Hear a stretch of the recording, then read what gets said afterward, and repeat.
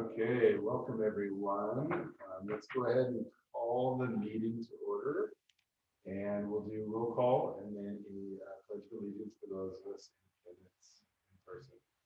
Chair Knight, Present. Committee Member Wheaton, Present. Committee Member Eric. Don't see him yet. Committee Member Lemire. Committee Member Reynolds. Here. Committee Member Schwab. Here. Committee Member Brown. Committee Member Barney. Here. Thank you. Committee Member Castillo. Here, but my phone is saying it's not connecting. Committee Member Rizzo. Here. Committee Member Hinshaw. Here. And we have quorum. Okay, let's please rise for the pledge of allegiance. Diane, would you like to lead us out tonight? I pledge allegiance to the flag of the United States of America and to the republic for which it stands, one nation under God, indivisible, with liberty and justice for all. All right, welcome everyone. I want to say also thank you to our members of the public in attendance. Looks like we have Paul Wilcox and Annie Johnson. For those of you that are new, welcome. And we do have an agenda, but feel free to hop in and participate in the discussion at any time. And in fact, if we want to go ahead and open it up to anyone, if there's any public comments at this point in time they'd like to bring to the group, I'll go ahead and open it up for discussion at this point.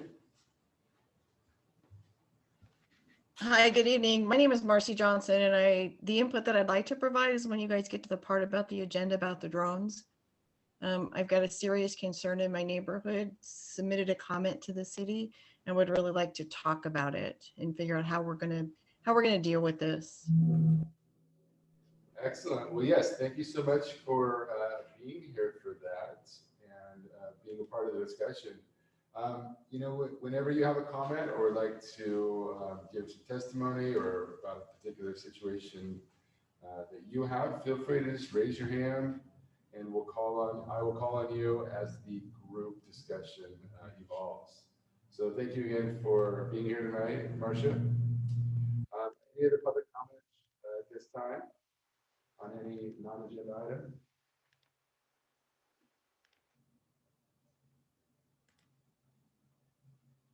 Just give it one more second here. And then we will go and do a quick review and hopefully approval of our May minutes. Okay, let's go ahead and open up with the review of item 2. And whenever there's a share screen, please just know that I have a tough time seeing the participants.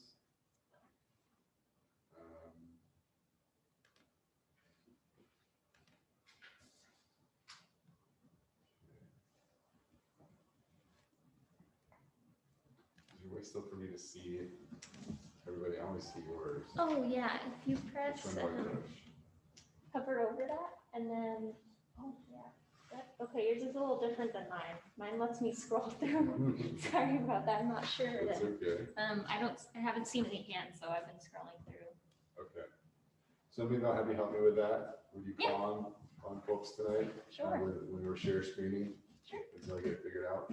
Okay, let's go ahead and start the discussion. Any changes to the minutes that anyone would like to bring up?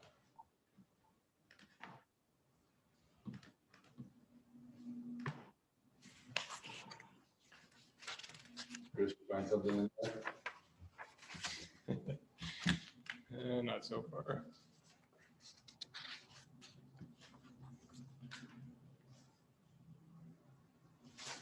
Okay, then if we don't have any adjustments or changes, we would then be looking for a motion to approve the minutes as written.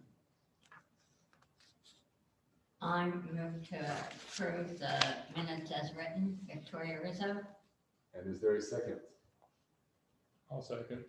Seconded by Chris Barney. All in favor of accepting the minutes as written, please raise your hand. All right, is there any opposition? All right, I see none. The motion carries. Thank you very much, you guys. All right, let's go ahead and get into our first discussion item, our only discussion item of the evening, and that is drone operating standards. I think what we should do is turn it over to you, Amber, and help us with the presentation. And then let's go ahead and open up for discussion and testimony. And maybe at that time, Ms. Johnson can speak to her situation, and we'll go ahead and have that roundtable discussion. All right, thanks, Will. We do have a brief presentation for you all this evening to give you a little bit more background. I know Victoria had sent out an email earlier this week with an article, so we might have provided you with some information. I did notice, I think it was from March 2017. It was a little older. Yeah, and there's been some actually really recent federal changes to drone operations. So I'm not sure how much of it will translate, but I'll go ahead and share my screen here with the presentation.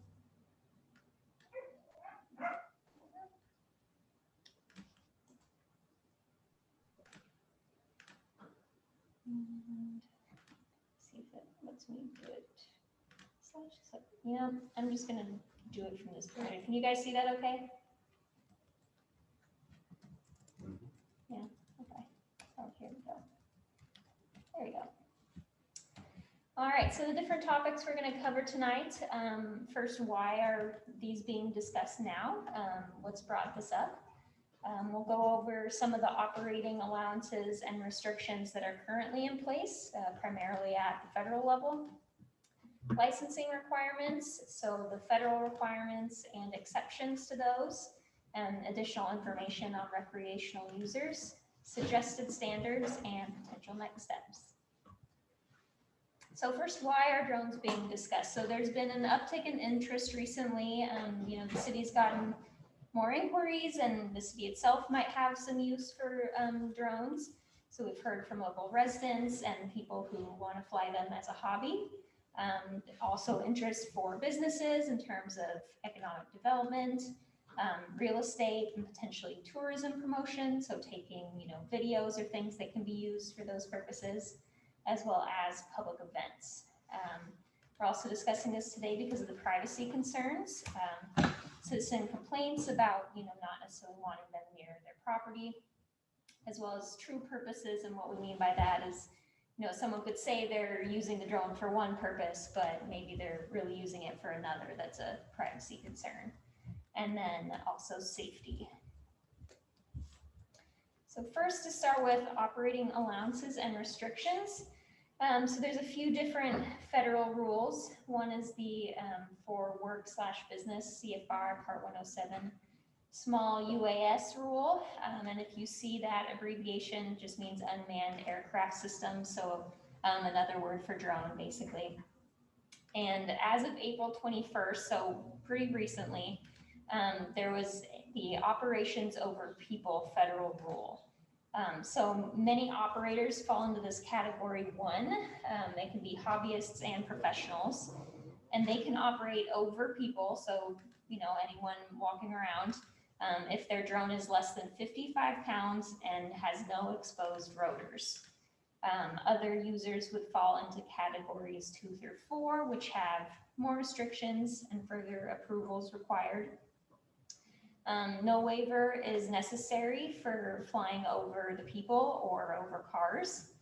And night operations are allowed if the operator has additional testing and if they have anti-collision lighting visible from 3 miles, which would be a pretty bright light to be able to shine that far for some reference.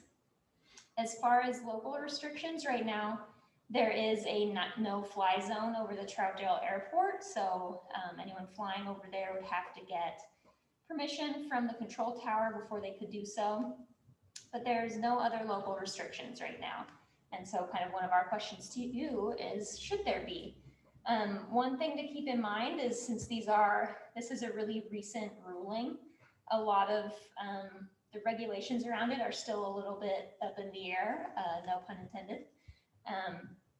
So there's probably not going to be super immediate changes to any rules that the city of Troutdale would implement in their municipal code right now, or if the ones that we would implement might be kind of limited for now to before we see kind of how all the new federal regulations shake out. We were going to include some case studies in our presentation, but given the new rules, what those cities have may no longer be allowed. So we don't have any case studies here tonight. Moving on to the licensing requirement. So unless you fall into this recreational flyers category, an FAA remote pilot certificate is required. And they have to meet these requirements here, pass an aeronautical knowledge exam, online training, and they must have the certificate with them at all times. The state of Oregon and the city of Troutdale don't have any kind of licensing requirements of their own at this time, so that's one thing that could be considered. And then to be exempt from this pilot certificate, recreational flyers and modelers can fall into that category if they meet all of these requirements. So if they're flying only for recreational purposes, and I'll get into what that means on the next slide. Recording in progress. Could you mute your computer? If they follow safety guidelines of a community-based organization, we'll also discuss what falls into that category. If they keep the drone within visual line of sight, give way to manned aircraft, fly at or below 400 feet in controlled airspace, and there's ways for the drone itself or for apps to be able to make sure that that is being met. If they take a recreational drone safety test and proof of test passage, if they have a current registration and mark on the drone, and they're not interfering with any emergency response. So for what falls into recreational flying, this was on the FAA website. So non-recreational purposes would be things like taking photos to help sell a property, so real estate uses or service, roof inspections, taking pictures of a high school football game for the school's website. You don't necessarily have to be being paid, so goodwill or other non-monetary value can also be considered indirect compensation. So things like volunteering to use your drone to survey coastlines on behalf of a nonprofit organization. So essentially, recreational flight is limited to just flying for fun or your own personal enjoyment.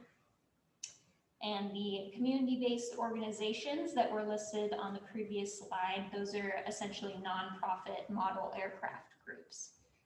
But as it said here, people who fall into this category just need to follow the safety guidelines of one of those groups.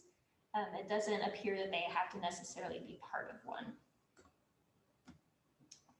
So then moving on to some suggested standards for you all to consider or add to, or say, no, we definitely don't want that.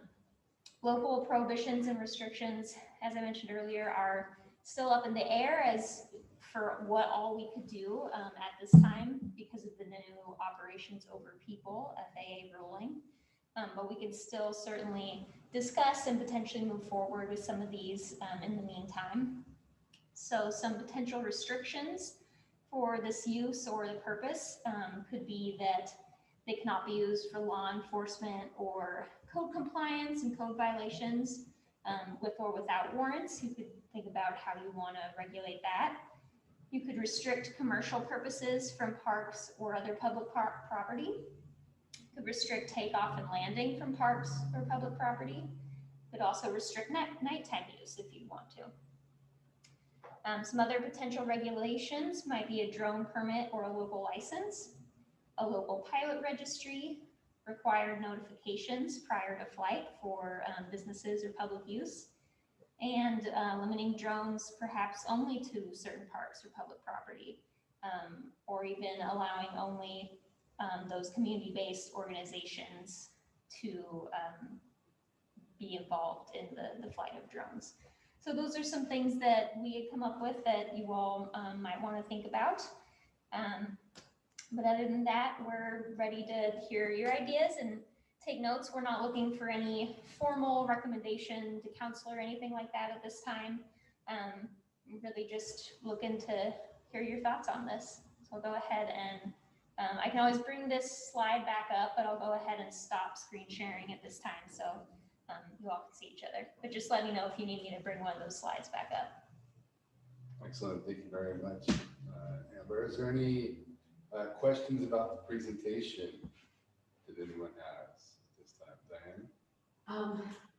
I kind of wished I had this prior to this meeting because I know some people that use drones and I showed one of them what I didn't know that Rizzo had sent, and then I also was trying to look up Oregon laws. But without this this reference for discussion, I'm just saying I'd still like to participate in the conversation, but I'm just saying I'm not going to be able to knowledgeably be able to participate. Yeah. In it. I wish I, like I said, had the scope of what we were going to be looking at. Yeah, unfortunately, we didn't have the presentation available in time for getting the packets out, so apologies for that. Any other questions for Amber? I had another one. Are we starting to have discussions? Things that I looked up, it was talking about what cities were adding extra regulations other than the FAA. Are we having discussions based in any way of Amazon and their drone potential operations? I know Seattle, New York, and a couple of others have cleared the way with the FAA. I don't know if FAA just cleared it for all airspace for Amazon, but is that part of this discussion? Yeah, I'm not sure if FAA has any specific regulations for businesses like Amazon. Right now, City of Troutdale doesn't have anything that would restrict that sort of thing. So that's certainly something that you all can talk about if there's certain restrictions or regulations that you would want to see in place. I won't know immediately at this time if it would be like a yes or no, especially with the new federal ruling, but we definitely want to get all of your ideas down so we can consider them. Any other questions on David? And then Kyle. Okay, two comments. And I don't mean to be critical, Amber, but it seems like the comments in your presentation are overly biased toward recreational users. Was that intentional? I think it's more of that's just the information that we got from the FAA. I'm not necessarily trying to skew it either way. It's just saying that those are what apply to recreational users.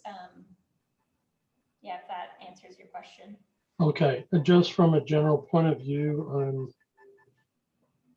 my mindset is more focused on being more restrictive for commercial users, for non-recreational, and less restrictive for recreational, mainly because of size issues and they tend to be very small. But I'm hoping that's part of our discussion. Secondly, in the attachment you sent with the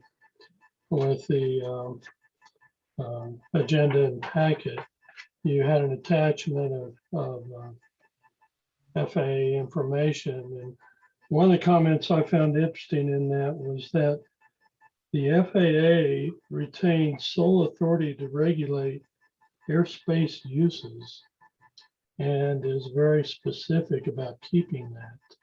And they say local jurisdictions cannot impose on airspace that the FAA regulates. And I interpreted that to mean anything in the air above private property is part of their airspace. And so local jurisdictions can, by implicit implication, be in violation of that restrictive mandate from the FAA. Yeah, I can't go into the specifics on that. My understanding, based on my very brief knowledge of this, is that there are certain areas in which cities can put restrictions on. For example, maybe the restrictions on nighttime usage, that sort of thing. But there's definitely certain restrictions that cities wouldn't be able to do. And that's kind of part of this new ruling, as we're still learning what can and can't be restricted. But what we're hoping to get from you all is, things that, what maybe your ideal restrictions would be, and then seeing what of those are possible to implement. One of my main issues has to do with size. And I'm looking at sizes of unmanned aerial vehicles being up to size of small airplanes. And that concerns me a great deal in our area. That doesn't bode with our vision of the community. Can we restrict the size? Do you know? That's a good question. I don't know for sure if we can or not, but that's certainly something that we can write down and consider. Okay, thank you. Let's go to Kyle, and then maybe we'll see if Marcia has anything that she wanted to bring into discussion. Actually, David pretty much asked my question. I was just curious about what the city of Troutdale actually can do given federal law. I mean, it's been a long time since I've really read or done anything about drones. And I just remember when they really first hit the market, there was a lot of question about privacy and people flying them up to other people's homes. And at the time, however long ago this was, the prevailing legal mentality was that's airspace and the cities don't control airspace and you don't control airspace as a homeowner. And so with that, I mean, I have no idea if that's changed, but with that in mind, what can the city do really but you've already discussed that. So thank you for hearing that question, and I will mute myself. Go ahead, Marcia, and then afterwards we got Alexander. So again, good evening. My name is Marcy Johnson. Been a resident of Troutdale for about 30 years. And I appreciate you guys allowing me to just chat with you real quick tonight. One of my concerns about the drones, I think first and foremost, and it wasn't addressed in your presentation, and it's really not touched upon in the FAA guidance as far as recreational use, but let me kind of relate an experience that we had down at the park, right? Not too far from me. My daughter, who is disabled, was down enjoying the park, walking through the park, and there were some young gentlemen with a drone that were harassing her to no end. They were flying very low to her. They were laughing. She asked them to stop doing that. They refused to doing it. So there was a definite harassment component to this, and they refused to acknowledge that they were doing something that was probably extremely inappropriate. And so I didn't see that kind of presented, and I think that needs to be addressed, especially since it's a city park. And how do you address that issue about making sure that there's appropriate use of the drones, especially if they're a larger size? Smaller size, I'm not sure that that necessarily matters, but it is a concern. The other concern is the other night, and when you look at the FAA rules for recreational use, it talks about being in line of sight, and there was a drone that was pretty much in our backyard enough where we could hit it with a shovel.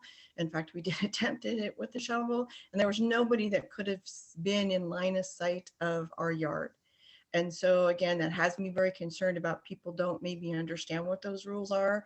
And they have to, I don't know how you enforce that. I mean, thinking about this, I don't know what you would do. I don't want to call the police and waste the time, but I also have privacy issues associated with that. And I also have concerns for my daughter that I don't want her, again, to be in a position like that.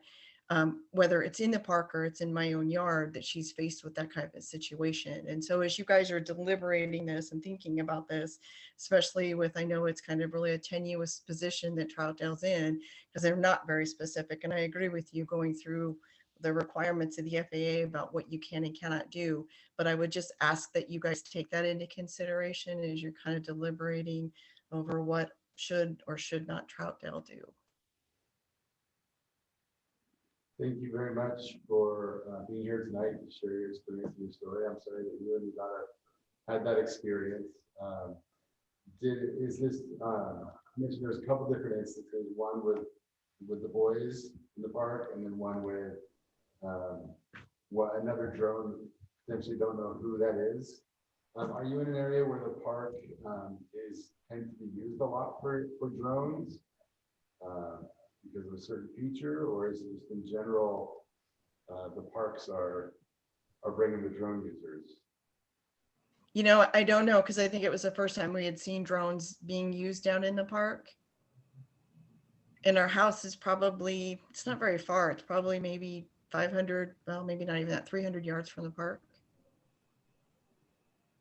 I'm not sure if I answered your question completely because I had a hard time hearing you. Okay, I'm sorry. No, thank you very much. I appreciate the testimony, and thank you for being here tonight. Okay, thank you. I think we had Alexander.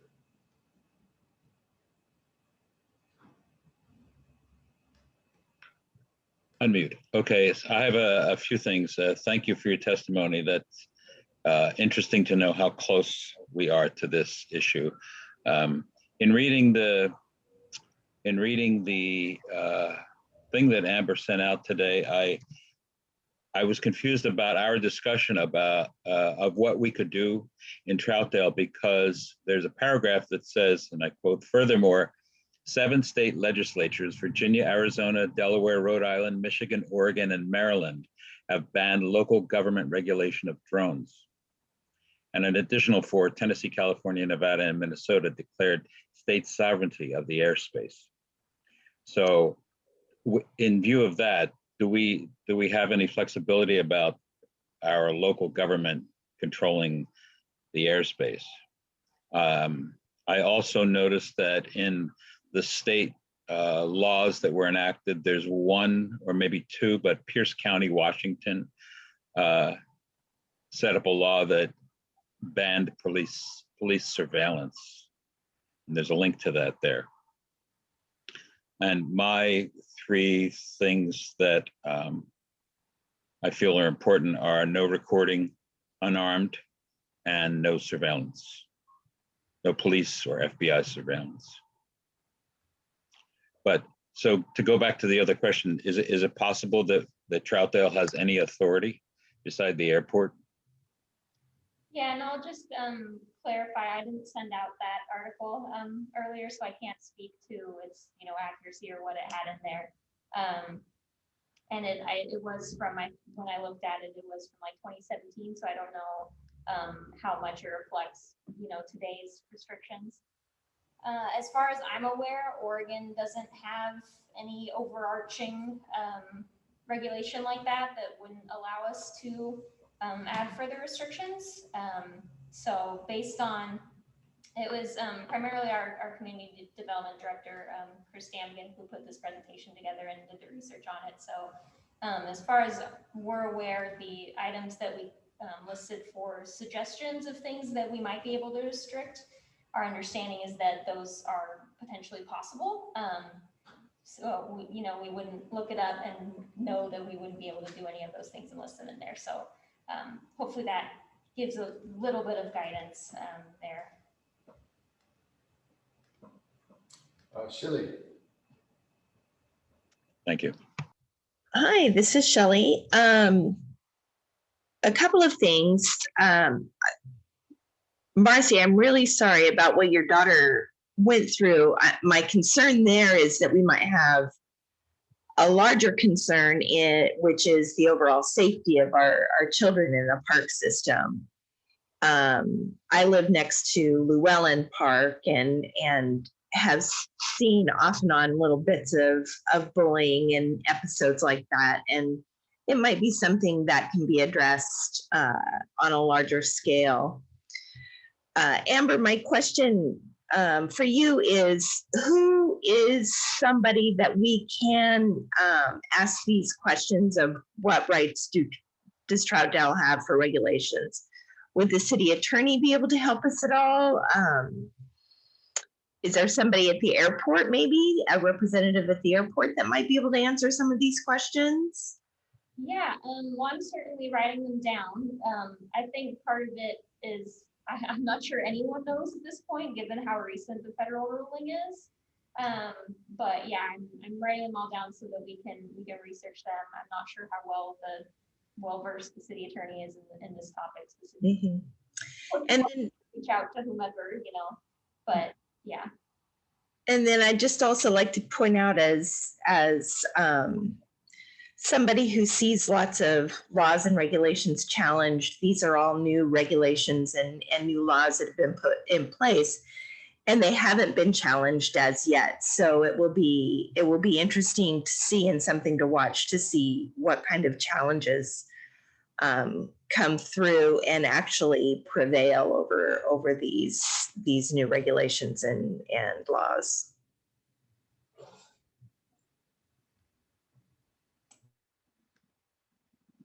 Okay.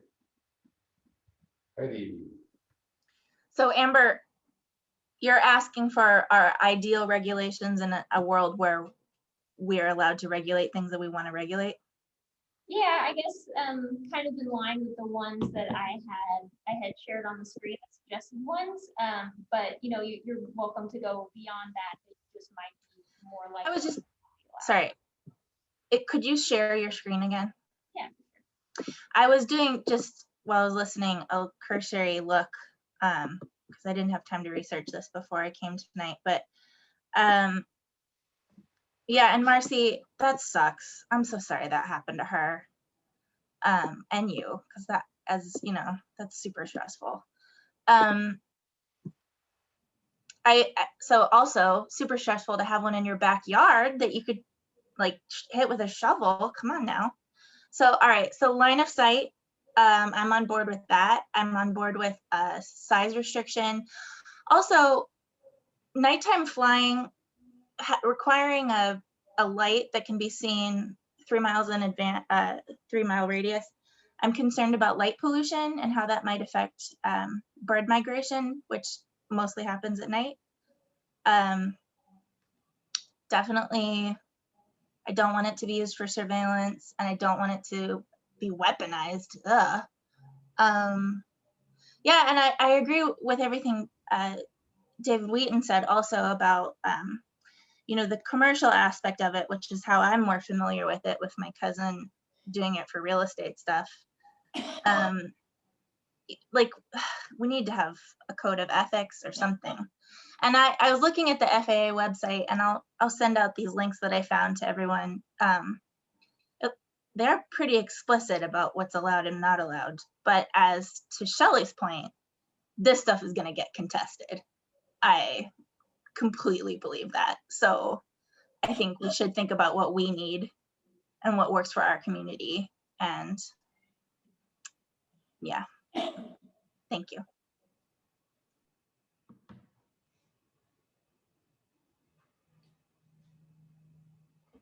Victoria. Yeah, I sent out that article because I just thought it was a good overview of everything. When you really research it, there's not a lot on that's really updated. It says most everything's being updated this year. Where is that one?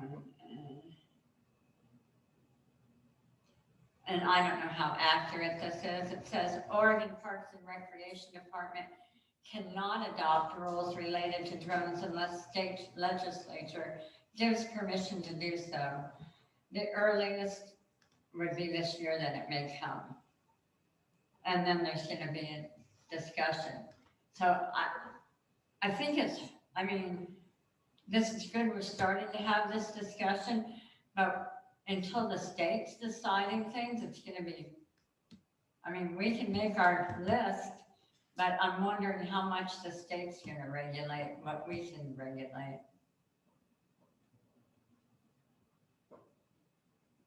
That's a good question. Thank you. Kyle. While we've been talking, I've just been looking at the Oregon Revised Statutes, and Chapter 837 is all about unmanned aircraft systems.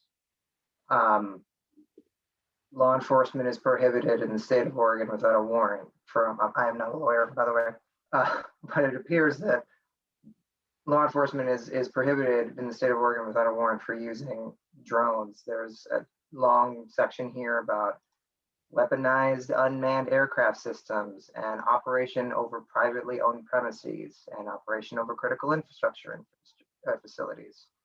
Probably should have looked at this before in that, but there does appear to be a fair amount of state law about this. That looks like a lot of this was last assessed in May 2020. So fairly new. Thank you for finding that. Is that something we might be able to screen share somehow and like, take a look at? Is that, if this is a piece that we missed, then maybe some of these issues. It's drone laws in Oregon. 2021, yeah, I just saw that too. Maybe it's something that's kind of addressed a lot of what we're talking about. And then the next step would be sharing the information, make it a little more widely available and accessible, either through Champion or maybe even something at the parks to talk about the rules of the park based on state law.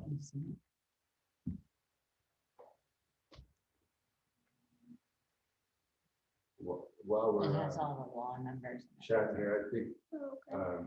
Yeah, I'm trying to find that state of Oregon website. oh, go ahead, Heidi. Sorry, I always have to find my mute button.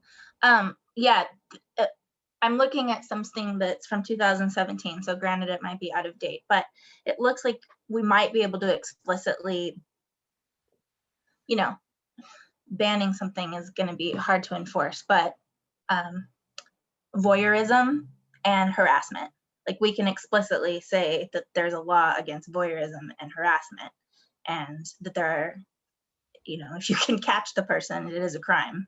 So those are important words.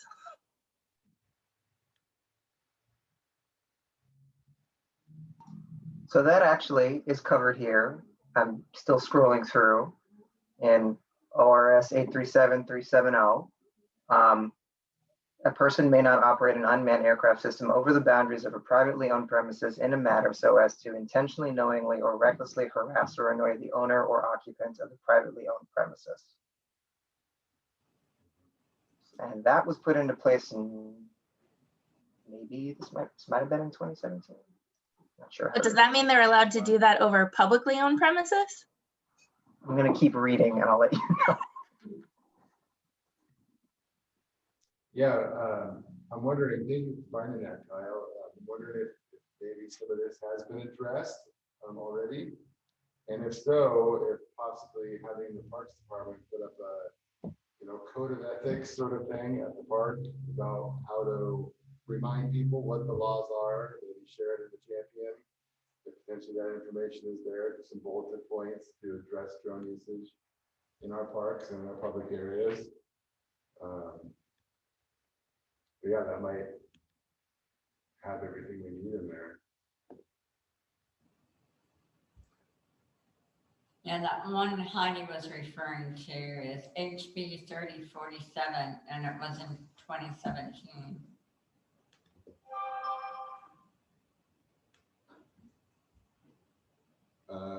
Marcy. Just maybe one suggestion too, and I don't know if the Troutdale paper is still being issued. Maybe putting out a notice in there about what's acceptable and what's not acceptable whenever you guys decide what you're doing, or maybe even just what, you know, the ORS say, and just so folks understand what their responsibilities are when they're doing the drones. Some people may not know.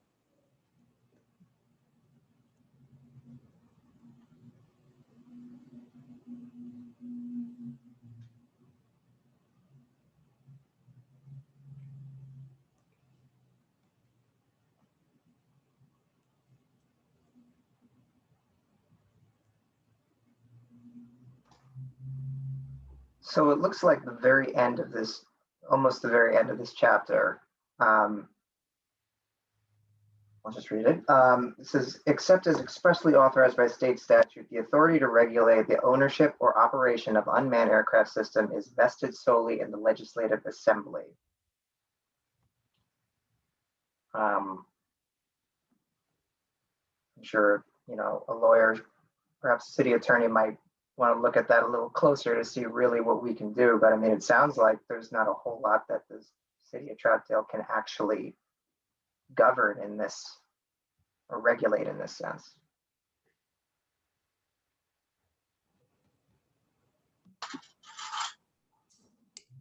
That's a good point there, Kyle. Shelley?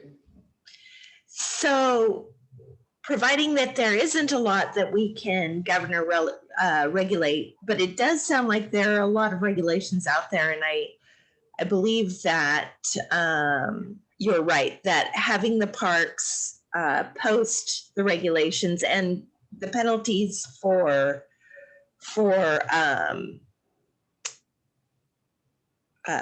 not adhering to them, which is also addressed in the same ORS 837 chapter, and maybe publishing an article in the Champion and making sure people are aware is the best way to solve this problem. It might be that there's just some unawareness out there that we need to deal with. Heidi? Also, just because it's, you know, we can change the law. We can, you know, if everybody in Oregon is upset about this, like we can change it. It'll take some work, but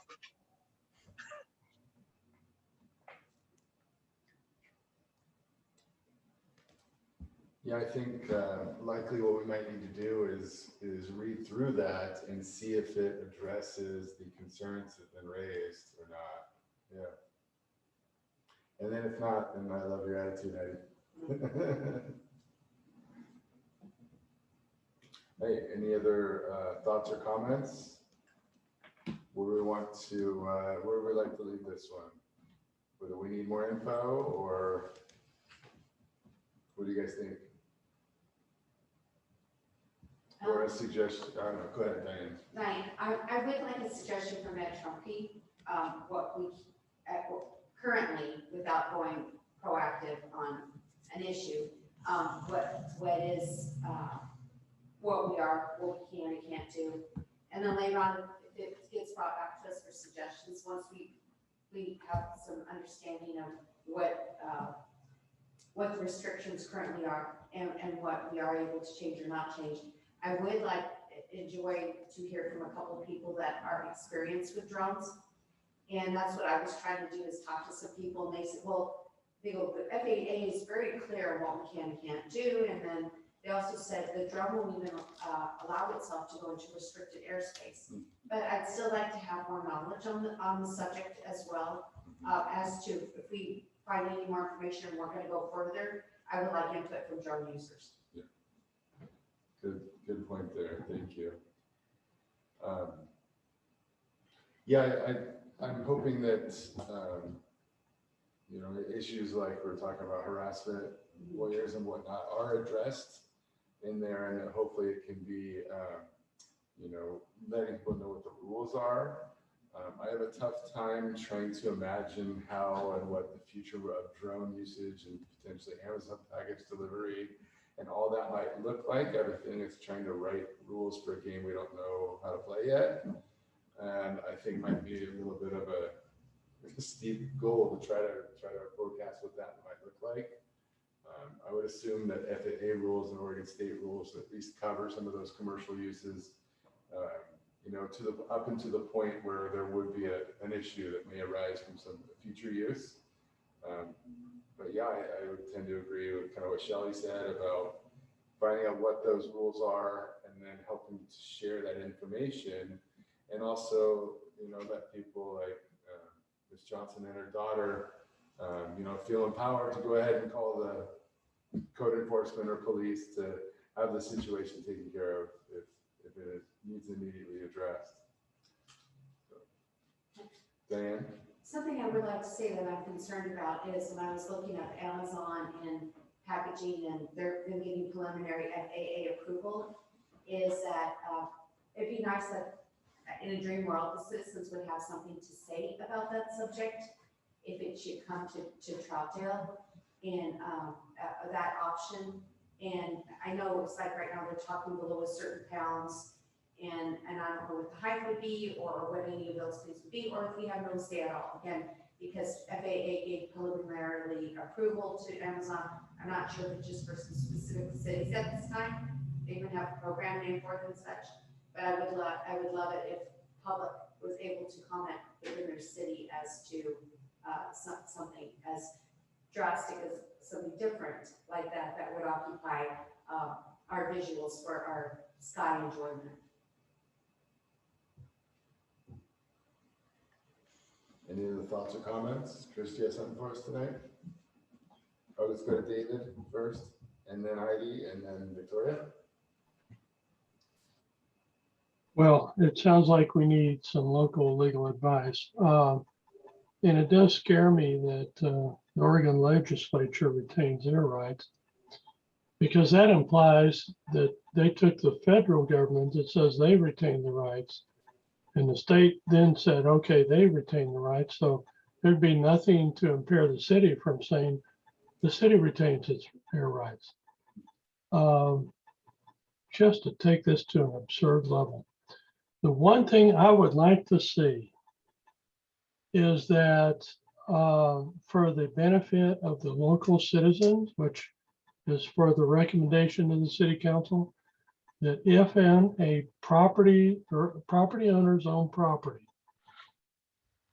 were a drone to go below the level of, say, 20 feet, it would be lawful for the property owner to destroy the drone.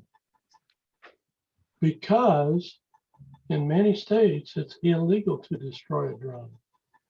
And I would want to allow the property owner to do that very thing. If they can do so legally, they can have at it. That was, if it's that low, it should be allowed. With a shovel. Anything, shovel included. I think that would probably make national news there, David. Who do we have? We had, I think Heidi was next, is that right? And then Victoria. Yeah, just quickly. I mean, I have a hard time imagining that those kids who are harassing Marcy's daughter at the park give a crap about what FAA regulations are. And they probably bought the drone at Big Five, you know, like, so I'm wondering if they have serial numbers on them. And if so, if that's a way that we could have any kind of enforcement of law, fines, something. They don't have serial numbers, Shelley? Why not? I think they're mostly thought of in that respect, especially where kids are concerned. And I say this because my husband has had drones for the last 20 years. God help us. I can't even tell you how many drones I've paid for. They do not have serial numbers. If they get lost, they're lost. And whoever finds them gets to keep them. And that is something, Marcy, if it managed to stay on your property, oh well. So no, there's no way to trace them through a serial number or anything like that. They're just toys as far as the world is concerned. And at least until you're talking about the more substantial UAS equipment, then you're talking about something different. But things that you buy at Big Five and Fred Meyer are just toys. Okay, Victoria, and then I think I saw Alexander. I was thinking, and there's two other Parks Committee people, and we broached this subject the last meeting. I was thinking Tim wanted ideas for the next meeting. Maybe I'll email him and say we can talk about this and maybe get the signs up about what we already know is legal and not legal. So I don't know, what do you think, Shelley? I think as long as they replace the pickleball signs, I would be just totally happy with that. Yeah, actually, Tim was talking about using drones as a method of surveying the parks and the lands. So something like what he was talking about might need to be considered when we're talking about regulations, whether or not we want our actual city departments being able to use them for that purpose when we're making or discussing regulations for the city.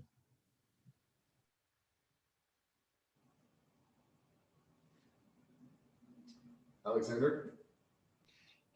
This is far into the future, but if drones could be built with GPS, it would be an easy way to trace who was where, when.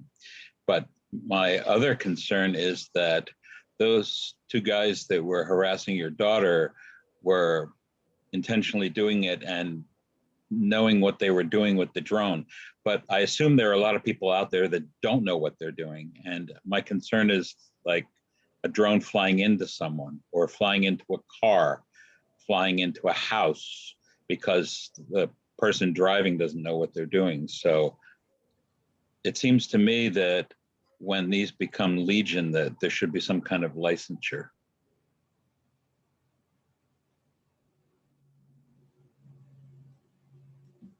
Drone school. Mike? So just one last thought. I know that I just heard, I don't know, it was you, Shelley? Somebody was talking about the parks, wanting to use these to assess the parks. I think that's I think there's a good use for drones. But one thing, you know how they always put the signs on the end of our street that say we're going to be paving or redoing the water stuff? For folks like me who may not know that the park's doing this as a survey, I'd almost put a notice at the entrance of the park or along the street or something that says, we're doing drone surveys, so that nobody's panicking because they've got drones flying around. And then that way we all know what's going on. So just That's a an thought. excellent suggestion.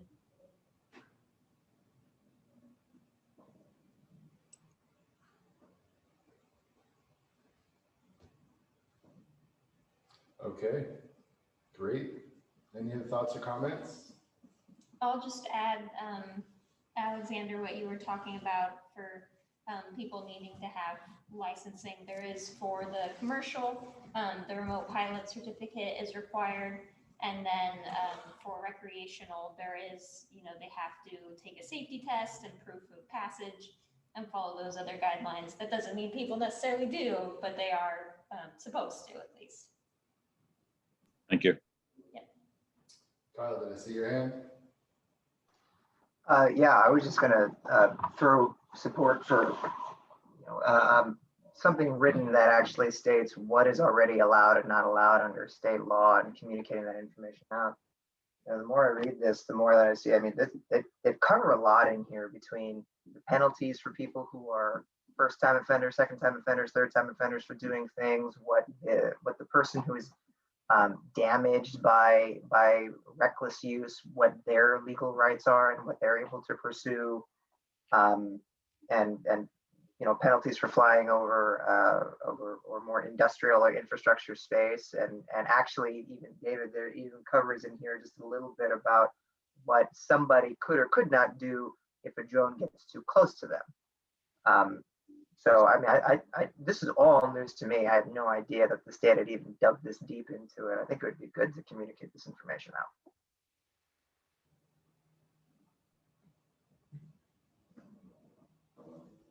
Okay.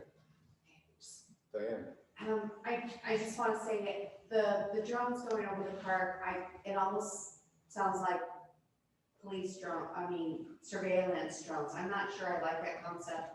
So I just want to say that maybe during closing time, if they're just seeing if people are camping in there, if there's some after hour activity, but I just want to go on record saying I'm not sure I like that idea. I'm sorry, which idea of Having drones surveillance the parks. So like I might be out on the park, I might be swimming, there might be a drone over. I mean, it's like when I'm at a park or doing something, I see people where I am and I do my proximity and and have my privacy or whatever. If a drone's just going over me, and for what purpose? I don't know, to see if I have alcohol, or I don't know what it's for or what the intent is. I'm not sure unless it's more specified what the purpose would be, and then to approach it to the citizenry and then saying if they're okay with that. I'm just saying for now, I'm just saying I'm not liking the idea. I appreciate that, thank you. I think in the Oregon statute, it said that for law enforcement use, they had to have a warrant, I believe is what it said. Kyle read. I think when I hear survey from the parks, I mean, what I'm hearing is like, we're gonna go up and look at our 40-acre park, and we're gonna see there's 6 acres of trees, Oh, okay. 20 acres Okay, of grass, that's a 3 different acres story. of boulders, yeah. Okay, we'll see, I mean, you could see surveillance, like the coming up thing, you know what I mean, like a thought, so I'm just kind of stopping that thought bubble until it's, I think there's been a handful of people in the discussion tonight that are concerned about privacy from law enforcement in that way, so I can appreciate that as well. Okay, guys, thoughts, comments, any last closing remarks? Everything, Chris? Give you a second here.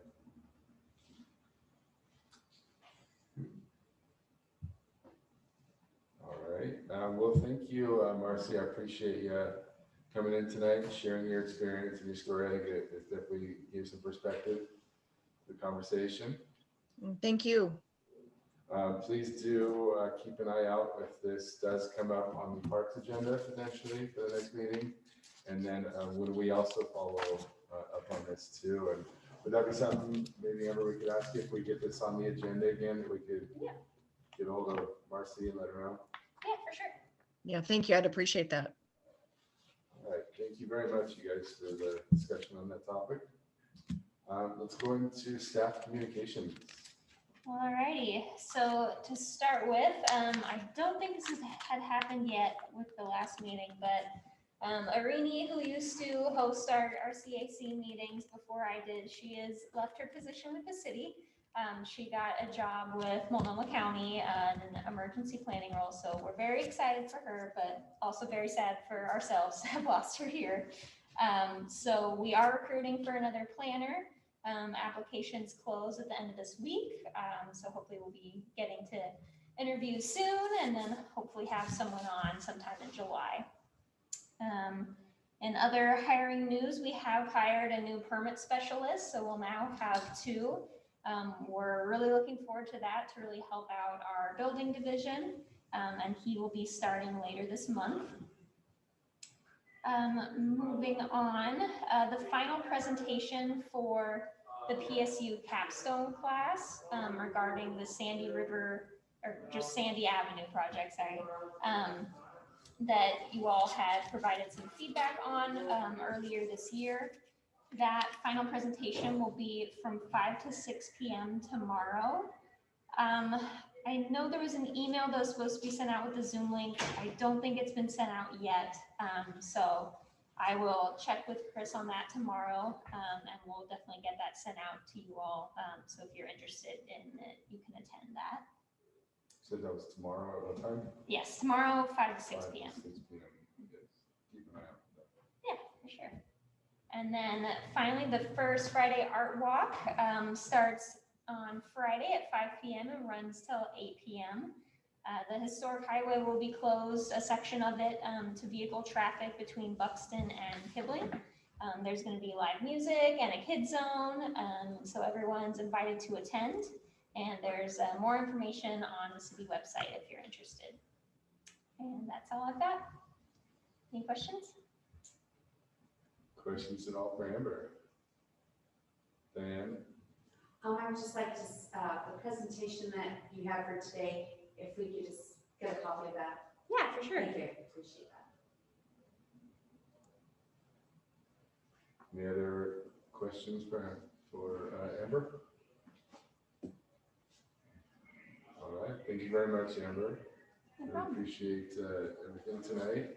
Question, sometimes we get into phases where we may not have a whole lot. Is there anything in particular that we have on the agenda for next month that we should be aware of, or is there anything that the group may suggest to have as an agenda item? And if not, are we potentially going to wait a month or two until we have something? Yeah, I don't currently have anything on the agenda for July unless the drone conversation were to continue. I always check in with Chris to see if there's anything else from council. And sometimes that doesn't come up until, a couple weeks from now. So there could potentially be something. I know August was kind of our target for the next rent burden meeting, so we should at least have an August meeting. But yeah, I'm not sure of anything else for July yet. Okay. Thank you. Any other questions for Amber? Okay. Before we go into committee member comments, just wanted to say a couple goodbyes. One to Kyle. I think it's your last meeting tonight. Is that right? We're gonna miss you, bud. Loving the new haircut too. Thought we were gonna see the long hair again tonight. Like Heidi too, got a haircut. And then also John Brown as well. He's going to be taking a little time off.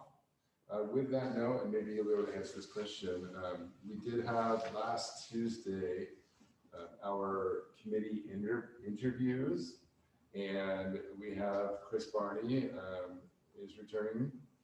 We have potentially three new people, depending upon who all decides to accept their appointment. We have Amasa Moon, I think I might be saying that, Amasa Moon, and that is Councillor Moon's wife.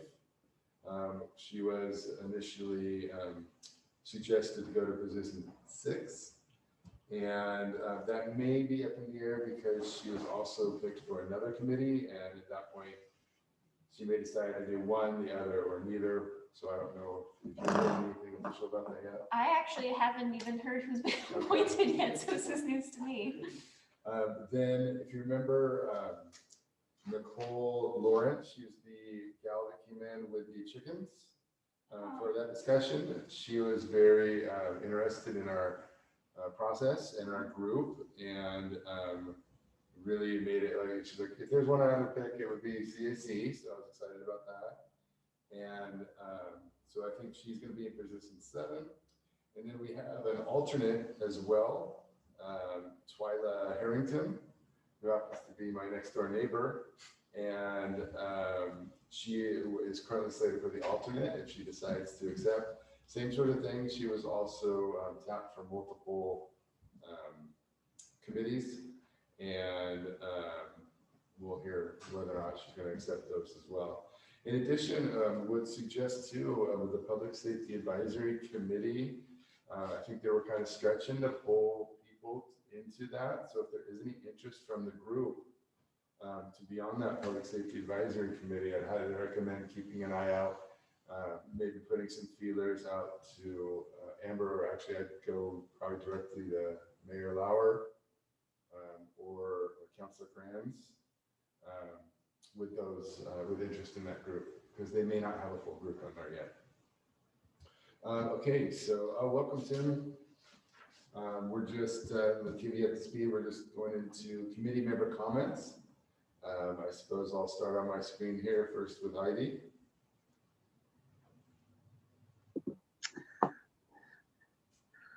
Kyle, I will have never met you in person. Yeah, so I don't know, maybe I hope we get to this summer sometime. I hope everything goes well with you and your family, and your move is easy. It's been a pleasure serving with you. Yeah, this was a really interesting talk tonight, and it was great that we had a community member come in. And I laughed when you said Twyla, because I met her on a walk the other day. That was cool. So anyway, I hope you're all doing well and surviving the heat. Good night. Thank you, Heidi. Appreciate you being here tonight. Let's go to Shelley. Thank you, Amber, for the presentation. That was great.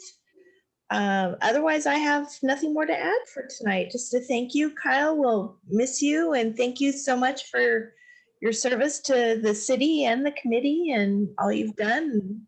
Wish you all the best and your family all the best and exciting adventures.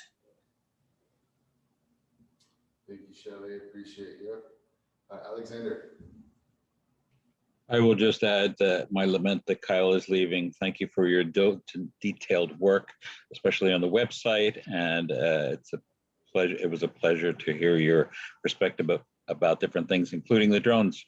The drones, I think, is a topic that's just beginning. I think we're going to talk about this for many years to come, and I appreciate everyone's perspective on that. Great to see you all. Stay cool.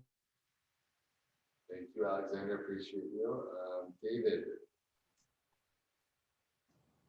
Well, I've said my goodbyes to Kyle last time. I'll just leave you with a comment that moving sucks. So, there you go. And other than that, I'll be quiet the rest of the night. Thanks. Thank you, David. Appreciate you. Let's see, Chris Barney. Well, I know I'm a little late on this part, but I was thinking about the drones thing. I guess the only thought I really have is I kind of share some of the sentiments from earlier about like part of the, like what affects it is like whether people actually care about the rules or like what they're doing. So I was thinking it's kind of like driving a car. Like I can guarantee driving my car now, I don't follow the rules as rigidly as I would have had to say when I took my test to get license. I guess the other thing is I would also just say, Kyle, I want to thank you for your time on the committee, and it's been a pleasure serving with you, and I will definitely miss you. So. All right, thank you, Chris. Kyle. I'm not really good at this kind of thing, so I'll just say my thanks to everyone for listening to me drone for all these years. It's been great. I never expected that I was going to enjoy the CAC as much as I have, and it was a very, very, very tough decision to not reapply. And I hope to make a local homework, and I hope that I will see you all again at a CAC meeting again as a member. But if not, then I hope to see you all and a plug for a future event or topic, an agenda item for you all. Outdoor events and maybe getting to Summerfest or not Summerfest or First Friday and getting some more outreach going on. Hopefully I'll maybe see you all there or some of you there. So thanks again. I appreciate all of you. You are all incredibly dedicated, passionate people, and it leaves me with a lot of comfort knowing that you are all here bringing your voices and your important opinions to this work, because we definitely need it. So thanks everybody. I really appreciate you all. Tim. Hi, everyone. Sorry for my tardiness here today. Got stuck in some meetings and finishing up a project, but good to see your faces. And I'd like to kind of reiterate some of the things that Kyle just said about the joy of working together and enjoying this experience. We've got a diverse team, and approaching things from all different perspectives allows us to get to the heart of issues. And so I think it's been a very valuable thing. With all that being said, it looks like Kyle's not the only one moving on. I've accepted a position in the Midwest to be supervising principal of a school. And so I don't know if this is my last meeting or part of my last meeting or next month, but we'll be heading out. And I just want to encourage you all to keep asking the tough questions and not be afraid or dissuaded from looking into things and analyzing how things should actually work. This committee has really brought a lot of important oversight and opportunity for consideration to our local community and to our city government that I think has been missing for a little while. And so it's a very, very important thing. You've got a fantastic, a very important job that we're doing here. And so keep asking those tough questions, and feel free to stay in touch. You all have my email. It's interesting. I'm moving to a state where they have school choice, which means that the government will, even though I'll be working in a private school, the government funds the bill for most students. And a lot more states are moving that direction, so that parents get to decide where their tax dollars go. And you know, anytime we get people involved in making decisions and paying attention to what's going on in government, trying to make sure things are, their funds are used efficiently and appropriately, usually that's a good thing. At least that's what I found. So keep up the good work. And I don't know, I may see you one more time, but this may be my final meeting as well. So God bless, and hang in there. And it's been a pleasure. It really has. Where are you heading, Tim? We're going to Wisconsin. Wow. So yeah, the next time you're in Wisconsin, you know, you plan that vacation out to the North Midwest there. Give me a call. All right. Well, hey, first of all, congratulations on Thank you. and the new job. And again, you've been a great asset here. And yeah, to me, it'd be tough to lose so much talent in one short period. So again, thank you for your service too. And yeah, it'll be a new experience for sure in Wisconsin. You're welcome. Thank you all. So it's gonna be, she said. Victoria. Well, Kyle, I'm gonna really miss you, and thank you for all those reports you've done, and I was really looking forward to doing Halloween with you again. And that was fun. And Tim, congratulations to you too, and thanks for all your input and insight. I love school choice. And the other thing I was just gonna add about the Public Safety Committee, I was told that we're only gonna meet quarterly. So if you're interested in it, but you're worried about way more time, so that's, you know, only quarterly. So it's a lot less meetings. Thank you, Victoria. Diane? Just want to thank Kyle and Tim, and I am going to miss both of you as well. But good luck on your future endeavors. Both are talented men, and I'm sure the future's quite bright. So thanks again. All right, thank you, Diane. Yeah, again, just to reiterate everything, Kyle, Tim, John as well. You guys are all going to be really missed, and appreciate you and your service. Don't know what else I can say. Everybody said it, and I agree with everything. I think, yes, also we should, at a future meeting, figure out when Summerfest is, and if we want to do another outreach, or just a, hey, welcome back to Troutdale, sort of thing. So maybe we put a little question mark. Last I heard, Summerfest had been canceled for this year. Was it? Yeah. What is that? The cruising. The cruising is is here. going. So maybe we can find out what events are going on. Along that topic, First Friday Art Walk was mentioned.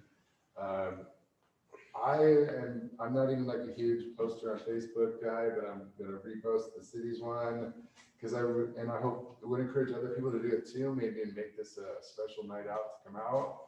If you think about it, guys, this is the first time that we've been cutting off the city block for the new bolsters or whatever they're called, and using those. It's been over a year and a half since we've ever had an event in Troutdale. I talked to Mayor Lauer last Tuesday about potentially getting city works on, or public works on, like doing some pressure washing around Mayor Square to clean it up. But you know, there's going to be band, there's going to be children's games and like play toys and whatnot. Should be a good time, and hopefully we can, if anything, go down and let the local merchants know that we're here to support them and get back to regular life and in downtown Troutdale. So I'm going to be down there, and encourage everybody to come down and check it out at least for an hour. It's from 5 till 8, I think. 3 hours window to come down. And then also last thing would be again, next month when we welcome our new members, to everybody give them a warm welcome and encourage them to participate and remember what it was like for your first meeting. And, you know, hopefully we can encourage them to participate without being too shy to say anything like I was. All right. So with that, let's go ahead and entertain a motion to adjourn. I moved to adjourn. Victoria Risen. And is there a second? I'll second. This is David. Everybody, nobody wants to go home? Seconded by David. All in favor of adjourning? All right. See everybody next Bye, month. Tim. Bye, Kyle. Bye, Tim. Bye, Kyle. Good Bye, luck. you guys.